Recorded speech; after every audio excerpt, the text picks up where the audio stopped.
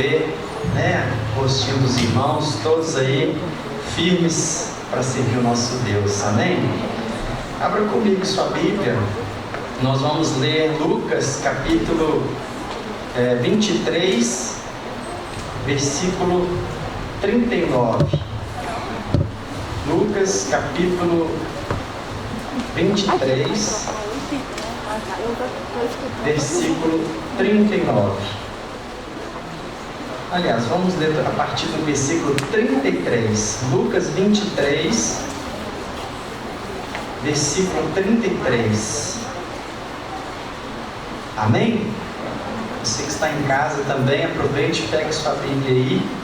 Já guarde aí no Lucas capítulo 23, versículo 33 em diante. Nós vamos meditar nesse momento em que o Senhor Jesus estava para ser crucificado. Amém? Diz assim, versículo 33. Quando chegaram ao lugar chamado Caveira, o pregaram na cruz. Os criminosos também foram crucificados, um à sua direita e outro à sua esquerda.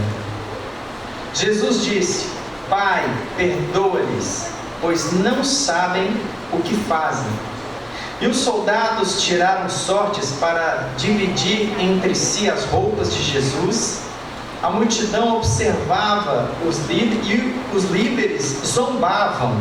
Salvou os outros, salve a si mesmo, se é o Cristo, o escolhido de Deus, diziam. Os soldados também zombavam dele, oferecendo-lhe vinagre para beber. Diziam: se você é o rei dos judeus, salve a si mesmo. Uma tabuleta presa acima dele dizia: este é o rei dos judeus. Um dos criminosos, dependurado ao lado dele, zombava: então você é o Cristo? Salve-se a si mesmo e a nós também. Mas o outro criminoso repreendeu: você não teme a Deus, nem mesmo ao ser condenado à morte? Nós merecemos morrer por nossos crimes, mas este homem não cometeu mal algum. Então ele disse: Jesus, lembre-se de mim quando vier no teu reino. E Jesus lhe respondeu: eu lhe asseguro que hoje você estará comigo no paraíso. Amém? Que o Espírito Santo do Senhor fale em cada vida, cada coração. Que o nosso coração, ó Deus, esteja aberto, a mente alerta para receber a Tua palavra e que esta palavra venha frutificar para a glória do Teu santo nome, em nome de Jesus. Amém? Eles podem se sentar. Glória a Deus. Amém.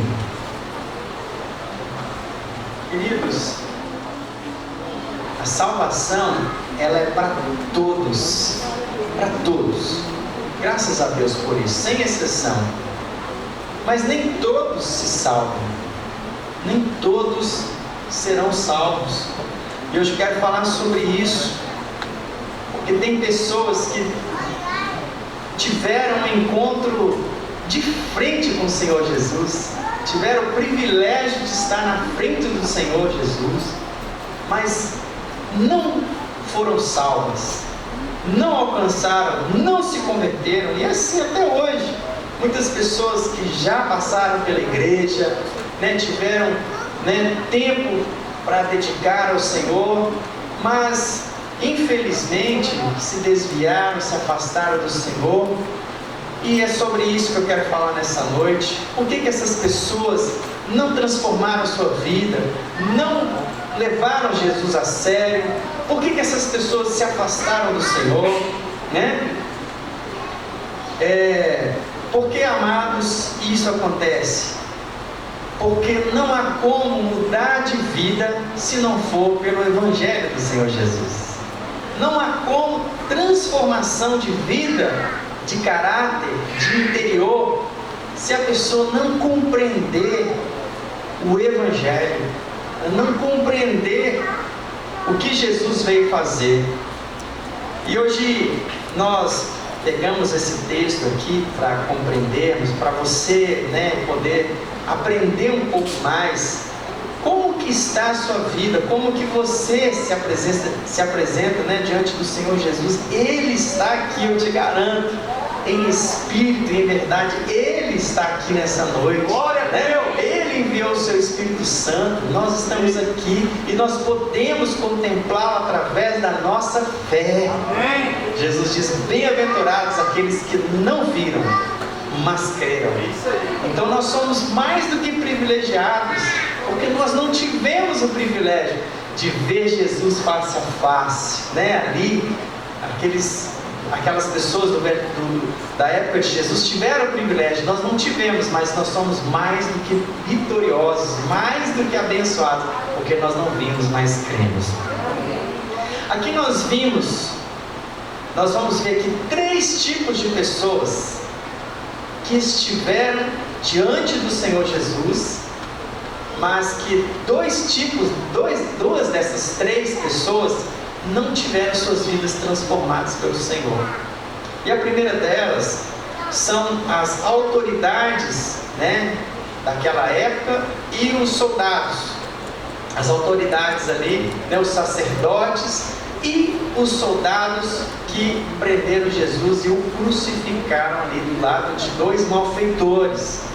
Recorde aquela cena, tenta imaginar aquela cena ali, Jesus no meio e 2 malfeitores ao seu lado, e existiam ali aquelas autoridades que zombavam do Senhor Jesus, tanto os sacerdotes como os soldados, e eles diziam o seguinte: salvou os outros, a si mesmo se salve, se é de fato Cristo, Filho de Deus.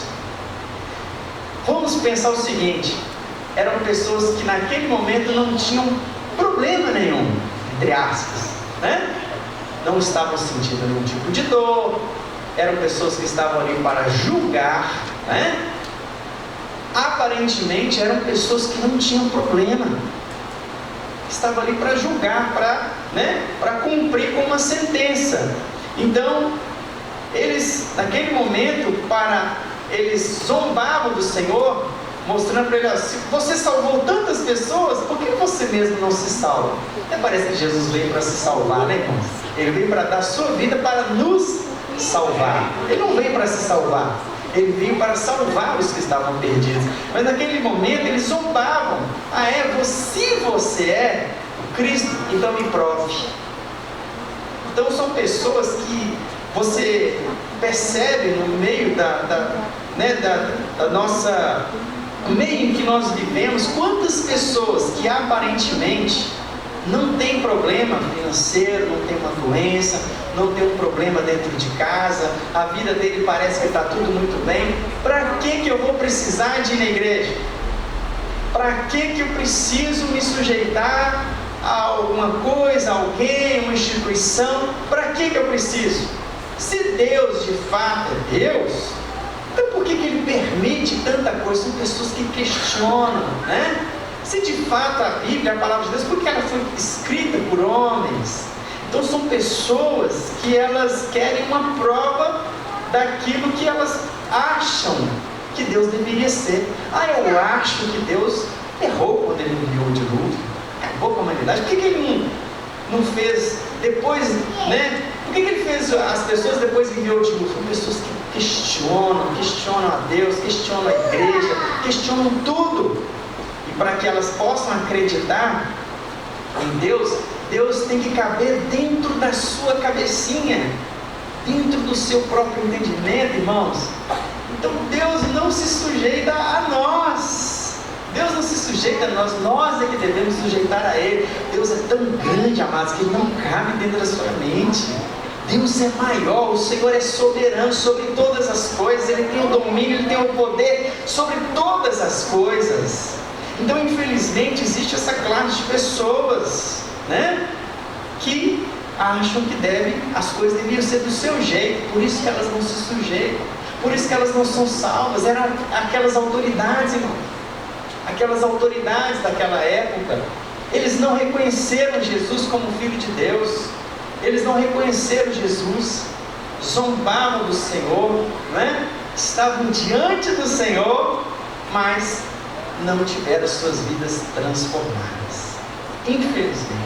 Infelizmente, muitas pessoas não se sujeitam ao Evangelho, não se sujeitam a Deus, não se sujeitam, né, a uma liderança, porque elas estão cheias de si. Infelizmente, essas pessoas não são salvas, não são transformadas, e não é esse o propósito de Deus para nós, amém? Deus quer que todos nós sejamos salvos, todos nós possamos crer nele e sermos transformados pela sua palavra, amém? Então, essa era a primeira classe de pessoas. A segunda era aquele malfeitor, né? Vamos denominar que era o malfeitor do lado direito do Senhor. Aquele sim, ele tinha um problema. Olha o que ele diz. Ele blasfemava contra Jesus, dizendo: não és tu Cristo? Salva-te a ti mesmo e a nós também. Ele zombava, mas ele tinha um problema. Então, se o Senhor, se você é de fato quem você diz que é, então resolve o meu problema. Já viu que existem pessoas assim, que para que elas possam acreditar que realmente Deus existe, que a palavra de Deus é verdade, elas precisam que Deus prove para elas, que resolva os problemas dela, né? Para que ela realmente aceite a palavra do Senhor, ela precisa que primeiro o Senhor trabalhe no meu casamento.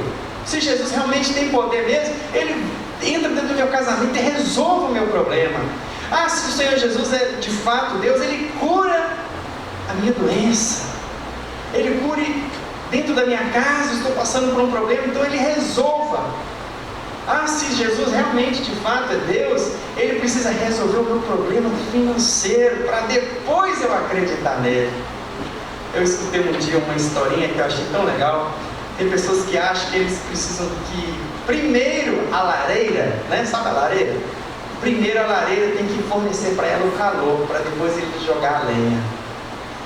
Mas na verdade é o contrário. Nós precisamos colocar a lenha, colocar o fogo, para depois a gente receber o calor da lareira. Então, se de fato o Senhor Jesus, naquele momento, atendesse o problema daquele malfeitor do lado direito, você acha que realmente a sua vida seria transformada? Será que realmente ele teria um encontro com Jesus e mudaria de vida? Será que se Jesus salvasse ele dali, né, tirasse ele daquele momento ali, daquela crucificação, você acha que de fato ele serviria ao Senhor Jesus? Eu tenho as minhas dúvidas. Eu acho que não. Porque, irmãos, existem pessoas que, se Deus der para ela o que ela precisa, que muitas pessoas procuram a igreja, procuram o Senhor. Eu fui uma dessas que procurei o Senhor no momento da minha dor. No momento da minha dor, que eu precisava de Jesus. E Jesus aceita as pessoas sim, que vão até Ele, mas que tenham suas vidas transformadas e sirvam a Ele. O Senhor não quer só curar a sua ferida, a sua doença. Ele não quer só trabalhar o seu casamento, restaurar o seu casamento. Ele não quer só abençoar a sua vida financeira. Ele quer você por inteiro. Ele quer você de todo o coração. Ele quer que você sirva a Ele por gratidão. E aí, amados, eu penso que esse rapaz, se ele recebesse aquele problema, ele resolvesse a solução, que Jesus resolvesse o problema dele, ele estaria alimentando o seu verdadeiro Deus, que era Ele mesmo. Ele mesmo. Ele adorava tanto a Ele, que ele roubava. Ele gostava tanto dele, mas amava tanto a Ele, que ele matava. Então, será que Deus, se Ele fosse dar tudo que todos pedem, será que isso que Ele daria para as pessoas, será que os atrairia para si, ou os afastaria mais e mais do Senhor? Então, amados, isso é algo para a gente pensar. Será que tudo que Jesus, que você pede para Deus, vai te aproximar dele? Lá em 1 João capítulo 5, versículo 14 e 15, fala que se você pede algo que é da vontade de Deus, você pode ter certeza, Ele te ouve. E se Ele te ouve ao que você pede, pode ter certeza que Ele também vai te dar.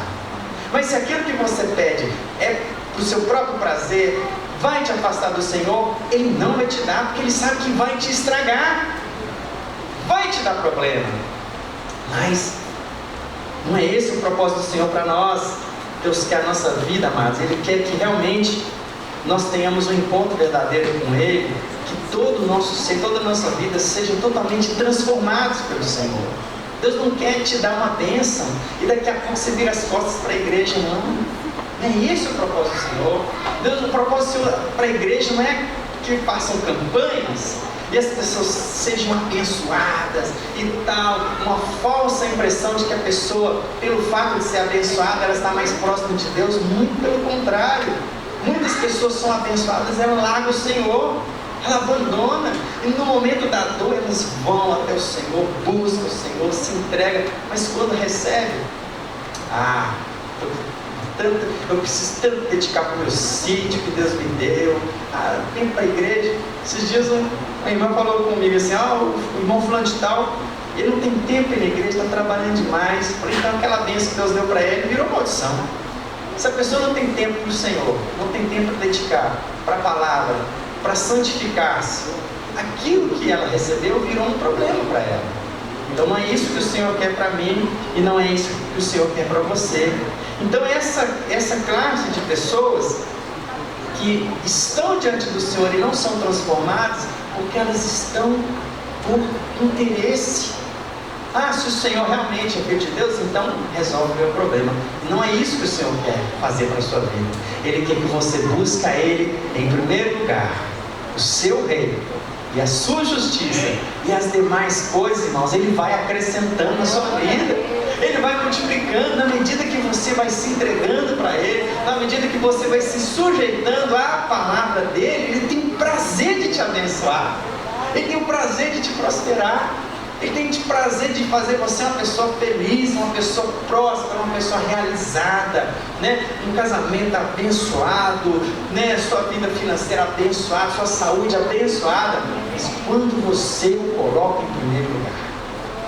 E por fim, nós vimos aqui um terceiro tipo de pessoa que estava, um malfeitor que estava do lado esquerdo de Jesus. Olha o que ele diz, versículo 40 a 43.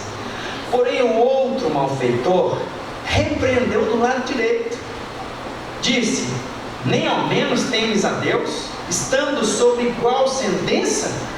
Ele estava repreendendo o malfeitor. Que isso, cara? Você não teme a Deus, não?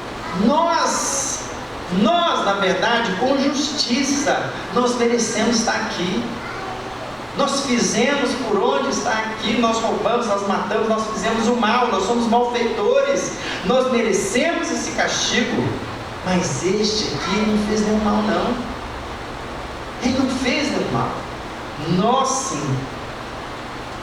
E acrescentou, dizendo: Jesus, lembra-te de mim quando vieres no teu reino.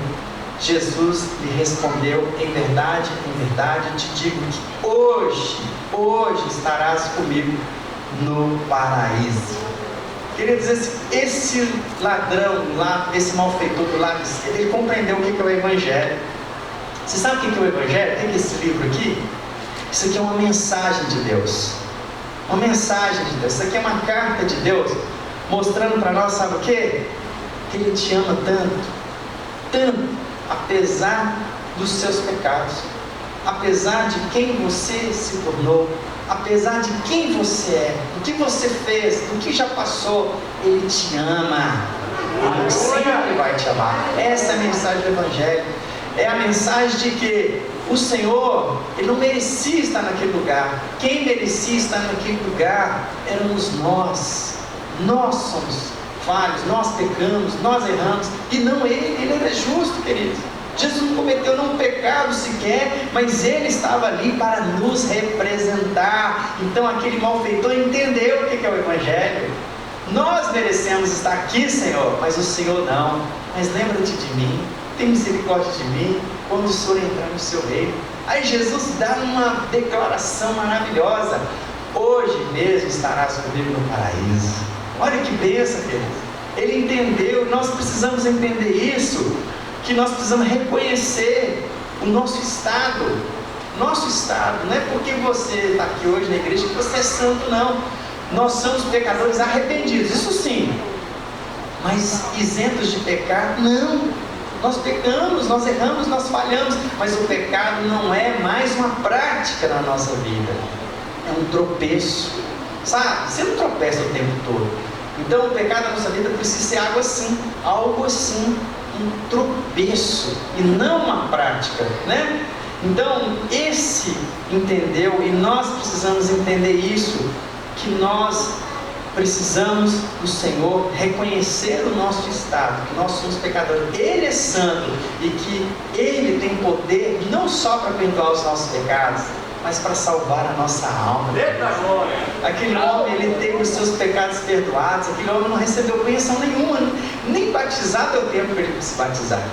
O primeiro que foi salvo sem precisar de se batizar, porque não deu tempo. Se tivesse tempo, ele com certeza deveria se batizar, né? Mas naquele momento ali, ele entendeu a boa notícia do Evangelho, que Deus me amou, e Jesus me amou, e Jesus me ama, e Ele me salva, porque eu o reconheço, como meu Senhor, que eu me sujeito a Ele, eu me sujeito à sua vontade. Aquele malfeitor compreendeu, irmãos. Nós precisamos pensar dessa forma, nós precisamos agir dessa forma. Não é por mérito algum nosso, não, é mérito dele. Nós somos salvos por causa da graça dele, é por causa do amor dele que não tem fim, é por isso que nós somos salvos. Então eu quero mostrar para vocês aqui, na carta de João, 1 João, capítulo 4, versículo 10, olha que declaração de amor que o Senhor fez para nós. E é nisto que consiste o amor, não em que tenhamos amado a Deus, mas em que Ele nos amou e enviou o seu Filho como sacrifício para o perdão dos nossos pecados, amados. É isso, o amor consiste nisso, porque partiu de Deus. Alguém aqui escolheu servir a Deus e amar a Deus? Glória a Deus! Não, na verdade não foi você que escolheu, não. Ele te escolheu, Ele te amou primeiro. E hoje, se eu e você servimos a Ele, é por gratidão, é por amor. Eu não tenho pretensão alguma de vir para a igreja para vir buscar bênçãos, para vir ser abençoado, aquela coisa e tal. As bênçãos do Senhor são consequências de uma vida de devoção a Deus. Você precisa compreender isso, que você precisa reconhecer, sabe? Que você carece do Senhor. Sem Ele você vai para o inferno, como o Dudu pregou agora há pouco. Não adianta a gente ter o mundo inteiro, as bênçãos, as riquezas, e perder a nossa alma. E não sirva a Deus por barganha, por interesse, sabe? Se o Senhor me der, eu faço isso. Não, você precisa servir a Deus por gratidão, por reconhecer que sem Ele nada nós podemos fazer. E aí o versículo 19 diz: nós amamos a Deus, mas porque Ele nos amou primeiro. Foi Ele que nos amou primeiro. Essa é a mensagem do Evangelho. Ele te amou primeiro, Ele me amou primeiro. Ele tem um plano na nossa vida, Ele tem um plano de salvação para a nossa casa. Mas você precisa compreender isso, que Ele te amou primeiro. O amor dele não mudou por você. Apesar dos seus erros, apesar dos seus pecados, o amor dele não mudou. Como diz aquela canção: mesmo sendo assim, pobre e pecador, o Senhor me ama. Mas Ele não quer que você continue sendo assim, pobre e pecador. Ele quer que você seja transformado. Ele quer que você o sirva, sabe? Que você se entregue para Ele de todo o coração. De todo o coração. Não é meio coração, não é 99%, é se entregar por inteiro. Daí eu concluo, né? Apesar de você ter ouvido essa mensagem agora, o que você vai fazer a partir de agora? O que você vai fazer? Qual classe de pessoas você se enquadra aqui, você se encaixa? E quem você quer permanecer com Cristo? Como aquelas autoridades, como aquele malfeitor do lado direito. Se o Senhor tem poder, então faça na minha vida. Resolve o meu problema. O Senhor não é resolvedor de problemas. Ele é o nosso Salvador. Ele é o nosso Senhor. Ele resolve problemas, sim, mas Ele, acima de tudo, quer ser o seu Senhor, o seu dono. Mas muitas pessoas não querem que Jesus seja o dono da vida delas. Vai me custar muito. E fica pensando o que os outros vão achar dele. Querido, não pense no que os outros vão pensar de você. Se entregue para Ele de todo o coração. Se entregue de toda a sua alma, com todo o teu entendimento, com todas as suas forças. Entregue de uma vez por todas a Ele. Não sirva a Deus com reservas. Sirva a Ele de todo o coração. Pode confiar. Essa palavra é a verdade. Você pode confiar. Então eu queria que você fechasse os seus olhos agora, pudesse ficar de pé. Nós vamos orar ao Senhor mais uma vez. E só o Senhor, Ele conhece o seu coração. Eu não conheço, eu não sei, não tenho noção nenhuma de como está o seu coração agora. Até você que está em casa agora. Eu não sei como é que está o seu coração. Eu não sei, não tenho poder nenhum para isso. Mas Deus sabe como está o seu coração diante dele hoje. Você e eu estamos diante do Senhor. E você e eu um dia estaremos diante do trono do Cordeiro de Deus, para eles nos julgar. E hoje é dia de você confessar ao Senhor, pedir perdão para o Senhor, mudar de vida nessa noite. E Ele vai fazer coisas grandiosas na sua vida. Ele vai usar você para levar outras pessoas para Ele. Você vai reproduzir o Evangelho. Você vai reproduzir esta mensagem. Deus nos ama, apesar dos nossos pecados. E Ele tem um propósito na sua vida e na minha vida, de nos fazer parecidos com Jesus. Feche seus olhos comigo nessa noite. Aleluia. Aleluia. Fale do Senhor nessa noite.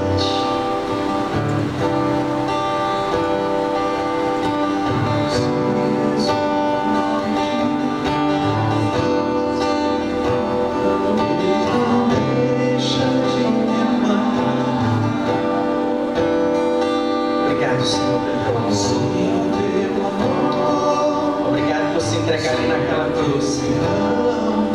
O que seria de nós se não fosse o Senhor? Não estaríamos aqui, Pai. Certamente que não. Oh Deus, obrigado por esse amor tão grandioso. Aleluia, Senhor.